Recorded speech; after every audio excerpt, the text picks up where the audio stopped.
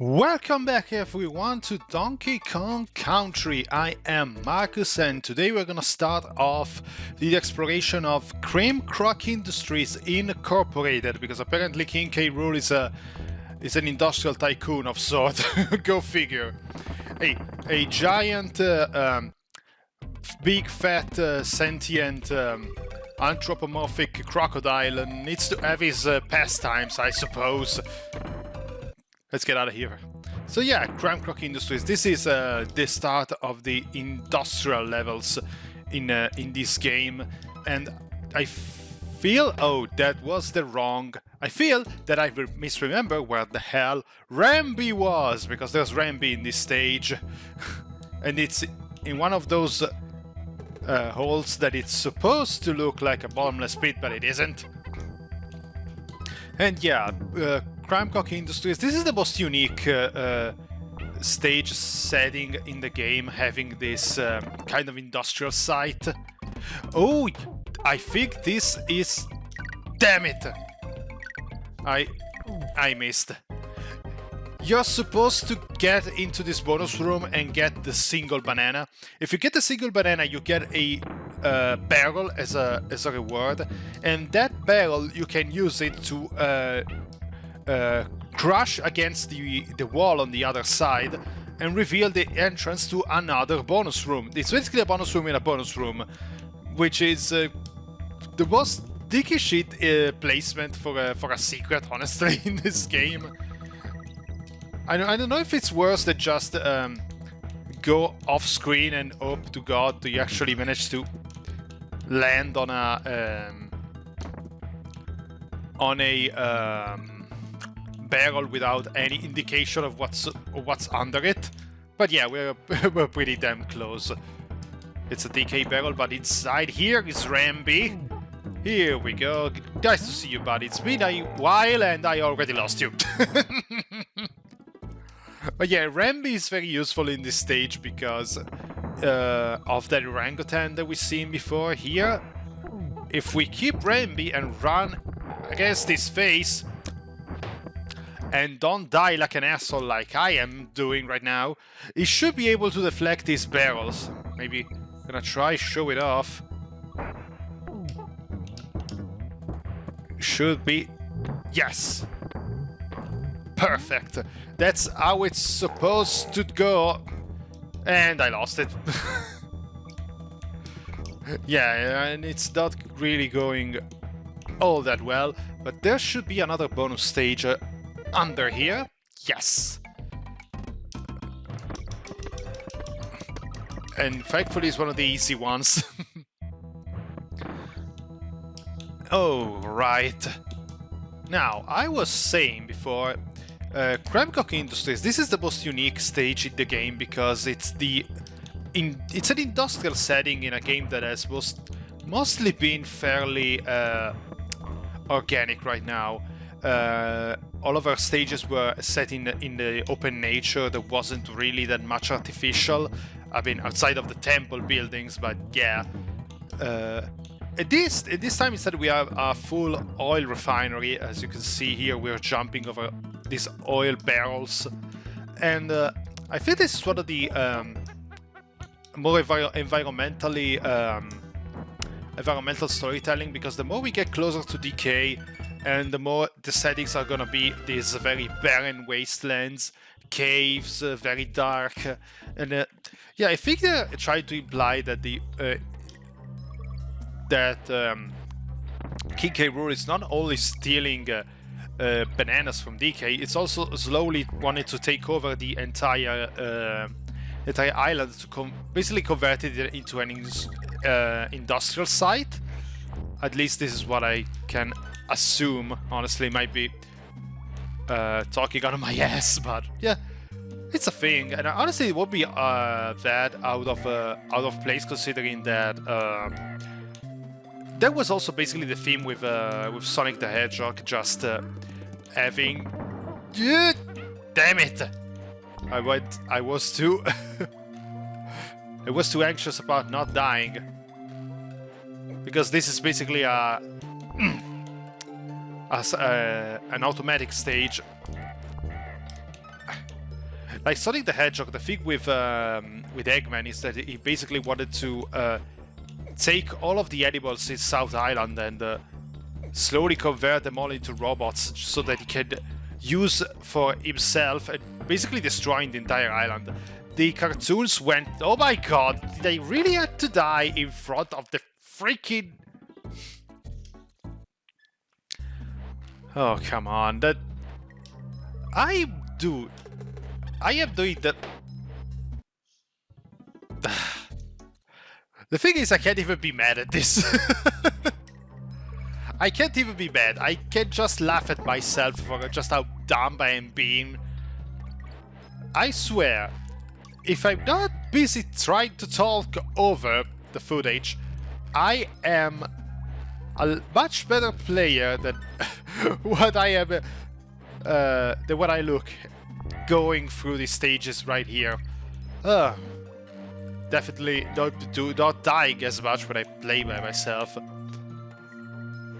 Oh my god. I hate these vultures. Stop appearing from nowhere. Oh my god. So yeah, even I said with Sonic that Eggman had this thing going on, that he wanted to take over the entire island and transform everyone into robots. So the cartoons and comics really went overdrive with that message, taking it to the most logical, dramatic extreme possible. Which, depending on who you are, you might be find it rather interesting or incredibly cringe. So yeah, it's kind of like that with these games where people that are meant to try to take out more from the story than what is needed to just do a couple-hour platforming adventure, try to go for the off the deep end with the most melodramatic shit possible. Die.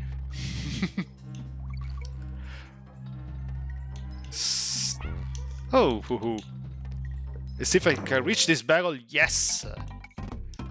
Oh, we got this purple variation of these crocs. They jump when you jump, so when they start going really fast, they are an issue. So you have to plan your jump an Ice Age before, otherwise you're gonna jump straight into their mouths.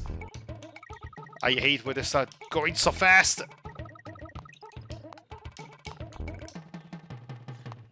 Let's see if I can manage to do it. No, I did not. Yeah, that's basically what happens with those type of enemies, because really they go so quickly and their hitbox is so wide at times. I think it's supposed to be on the whenever they have their mouth open, but their mouth can be deceptively wide, so it's easier for you to get hit. And let's take Diddy for this, so I am a little bit more agile with the platforming. I love the scream that DK does with his idol animation. And speaking of DK, by the time of this recording, there was the Donkey Kong Bonanza Direct for the Switch 2. I don't know if you and by the time this game goes live, it's probably already out, so you might have some opinions about it. I'm kind of excited to play it. I wasn't really in a big rush, but then after I saw the trailer, I was that direct really sold me. It really looks like DK has a shit ton of moves at its disposal. And the exploration stuff seems incredibly fun. There's a sonar that makes collecting items, looking up for collectibles, a smidge easier, so it doesn't turn out like the freaking purple coins in Mario Odyssey. I hate the purple coins in Odyssey. I really do. They are a gajillion, and there's only 3 that you can find. There are a gajillion coins. You find them in groups of 3, and they are very, very hard to get them all. So sometimes I just got really frustrated. I never bothered to actually 100% Odyssey because life is way too short. But yeah, I wish there was a way to find those coins in a much easier fashion. I think there's something going on with the amiibos that gives you some hints. I don't really remember, but yeah, having the soda to just find them, it's a much better option, honestly. But yeah, I'm really curious because there's a lot of sandbox elements which you can just go and crush through every single terrain. Everything is just your little toy to smash completely and turn it into dust. You have transformation and stuff, and there's a little version of a younger version of Pauline, which is honestly weird. That was something that I really did not expect, especially since it's been implied by I don't know if it's Rare or Nintendo, but there was the implication that DK, the DK that we are playing right now in Donkey Kong Country, it's actually Donkey Kong Jr. from the NES game, and Cranky Kong, the older version, it's the Donkey Kong from the NES game. So really, it's just a deep rabbit hole of lore here. I will publish my Donkey Kong timeline. So since in Donkey Kong NES you have Donkey Kong taking Pauline prisoner, and in Donkey Kong Bonanza he's finding her, I'm gonna assume that Donkey Kong Bonanza, being also a prequel to Mario Odyssey, it's also a prequel to the NES Donkey Kong. I'm talking like story matters in those games. Woo! I was really close to falling off there. I like this coal mine platforms here.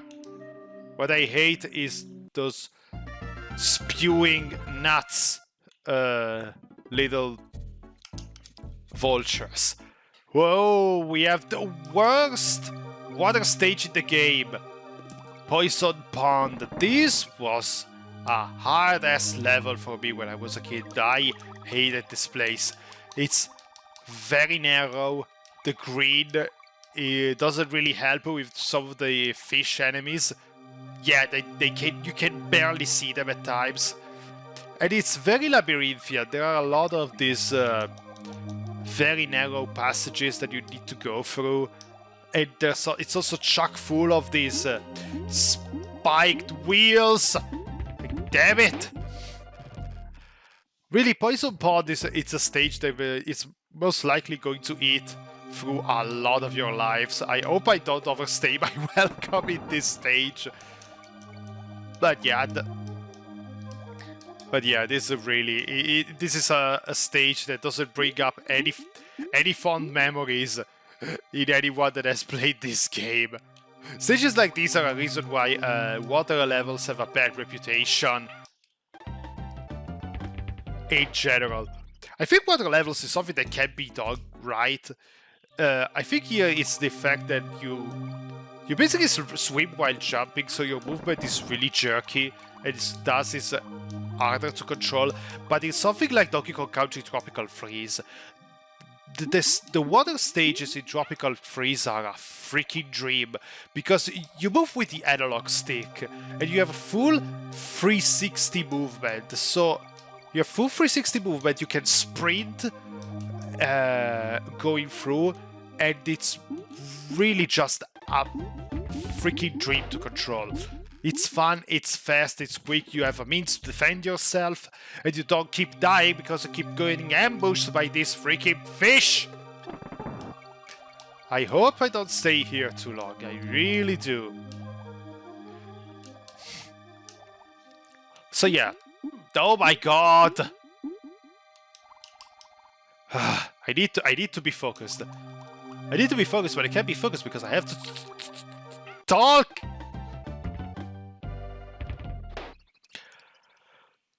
Oh my! So yeah, Donkey Kong Bonanza, absolutely a must purchase for me on the second Switch. It's great to see that Nintendo has enough faith, seems to have enough faith in Donkey Kong to actually pull off an audience as the platform game as the first new platform game of the console. It's not a Mario 3D game, it's a Donkey Kong game. Which is weird because it really seems like people don't really care that much about Donkey Kong. And I don't know why, honestly, because really Donkey Kong was really popular in the 90s, but then something happened. I think Donkey Kong 64 was probably the biggest culprit in killing DK's momentum because trying to complete that game was a nightmare. I never done it, but I've heard. I know what you need to do in order to complete that game, and it really feels like a completionist nightmare. I think it was the fact that on the GameCube there was Jungle Beat and Donkey Konga, which were, one was a rhythm game and the other was a very gimmicky platformer, since you had to use the bongos. And right after that, basically Donkey Kong kind of disappeared from the radars. You have until Donkey Kong Country returns on the Wii, it was basically nothing for him. And then Tropical Freeze comes out, and Tropical Freeze is amazing. Like, I'm sad about Donkey Kong Country Returns, because Returns is not a bad game, far from it. It has some issues being on the Wii, and the fact that you have to sprint while shaking the Wiimote. It's not exactly optimal for the type of game that it is, but it works really well. It's a very fun platformer, hard as balls at times, but really fun. And then Tropical Freeze comes out, and it's basically just Returns again, which is probably the reason why nobody really bothered, because they probably didn't really like Returns, so they had no reason to just go and play Tropical Freeze. Aside from the fact that the Wii U was the Wii U, but even when it came out on the Switch, it didn't seem like there were a lot of people that cared about it. But yeah, Tropical Freeze is such a much better game than Returns, that it makes Returns kind of obsolete by this point. Take Unguard in this stage, it's gonna help you so much. So now I can probably stop dying at those to the fact that I keep getting ambushed by all those freaking annoying fishes. Die. But yeah, there seemed to be anything that people didn't really care, and I really enjoyed Tropical Freeze. Freeze basically brought back Dixie and Cranky. Cranky playable for the first time, which was basically an ape version of Scrooge McDuck from the DuckTales games, which was incredible. An absolute blast to play as him. And you add the Viking sea. Oh my god, walruses! Yes, that's what they freaking were, walruses. Which were amazing. They had a ton of personality as enemies, with a lot better than the freaking hypno masks from Returns, which were honestly kinda lame. And yet there was a lot of indifference. I don't know why. So I think having Bonanza coming out like this, it's a bit of a gamble on Nintendo's part, but I hope that people find it enjoyable enough to play, so that Donkey Kong can be on the upswing once again. I like that Nintendo is trying to take care of his other franchises a bit more. They brought back all of the Mario RPGs in the span of a year. We got a remake of Mario RPG. We got a remaster of Thousand Year Door, and even Mario and Luigi Brothership was amazing. So in Metroid Dread was absolutely incredible. We have Metroid Prime 4 coming out, and I can't wait to play that too. And all we need is them to bring back stuff like Kid Icarus, because like Uprising was weird. It's a game that was killed by how weird its controls were, but I think on a console without having to worry about touchscreen stuff, it would be a lot more fun to play. And yeah, I really wish Sakurai, after finishing his work on Air Ride, can probably try to bring back Kid Icarus once again. Oh, this stage! This is the blackout stage. Every once in a while, the screen will just turn off. This is basically gotcha the game, because there were many times in this stage when you move forward and you're basically gonna be ambushed by an army of Kremlings that you weren't seeing coming because they were obscured by the lights. So yeah, depending on who you are, this can be your worst nightmare. I am fortunate enough that I can visualize wherever I need to go for the brief glimpses of level design that we see. It's kind of like the invisible badge in Mario Wonder. And not, I mistimed the jump with the rope. The invisible badge, in the stages that it was meant to be used, I had no issue seeing where the hell I was going. I don't know why, but and I'm not saying that to brag about. I really just had no issue seeing where I was going for the most part. When it came to the final freaking level, and that invisible section where you have to jump on balloons in the air without you being able to see yourself, that was a I hated that. I hated that thing so much. It was, oh my god, it was the worst thing I've ever played in a platformer. My god. Oh my god. Freaking orangutan. And here we are, we have 1,000 Kremlings that thankfully I managed to just go and avoid. Here we are at the boss of this